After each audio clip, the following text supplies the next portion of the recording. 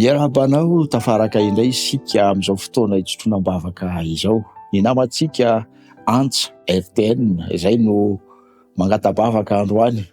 Manana antom-bavaka ilaina hoentina tsotroina izy andeha hoentsika bavaka izany mpanompon'Andriamanitra izany. Hivavaka isika. Misaotra Andriamanitra noho ny fahafahanay mbola manatanteraka izao fotoana manokana itsotroana-bavaka ireo zanakao, maniry indrindra ny hanana valim-bavaka.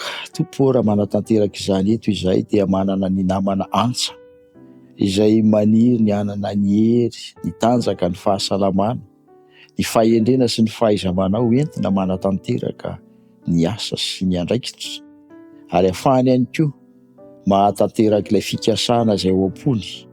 Raha Andriamanitra raha sitraponao izany fikasana izay tsy nambara izany fa ao am-pony manokana, dia ianao no hatanteraka sy halavorary izany ho azy.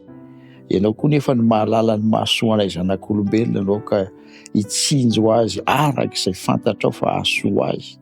Koa ny valim-bavaka izay omenao azy, dia omeo azy ny fahendrena handraisana izany Tompo, hanomezany voninahitra anao.